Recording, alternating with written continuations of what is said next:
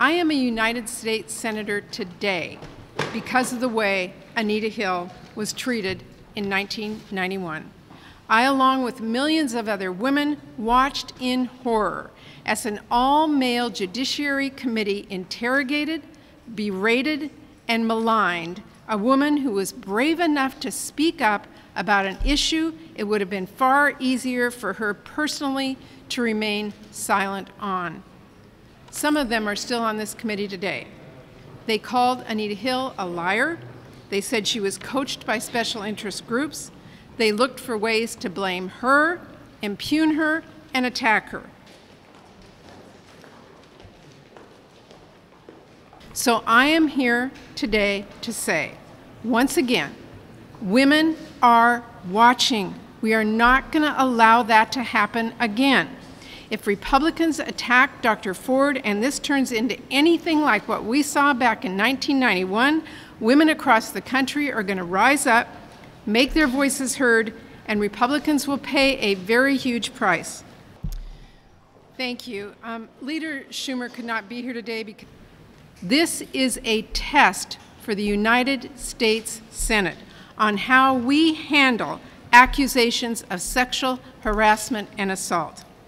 I am hoping this Senate passes it.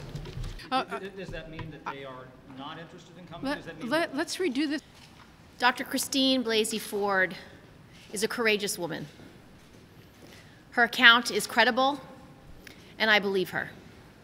And what the Republicans are doing to her today is exactly why so many survivors do not come forward. Yes.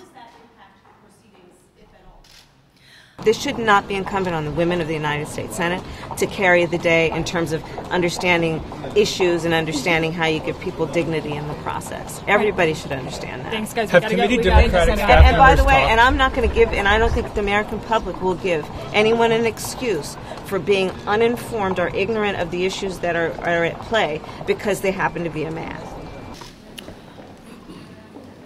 Well, good afternoon, everyone.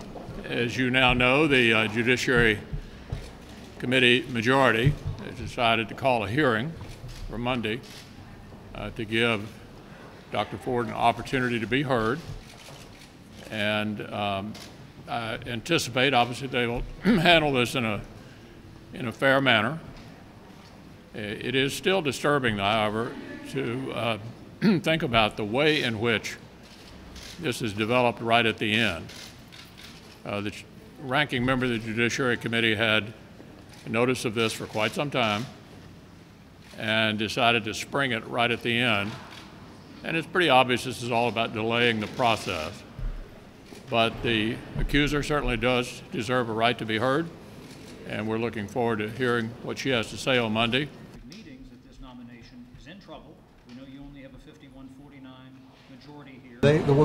We don't want this to be a three-ring circus.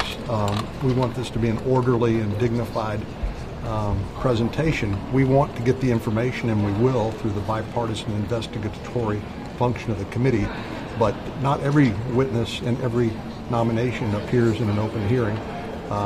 Here, of course, the reason we're doing this is extraordinary because we weren't alerted as to the accuser's identity until after the hearing. So this is mainly an opportunity to accommodate her, and we look forward to giving her a chance to tell her story. Do you think her allegations are credible?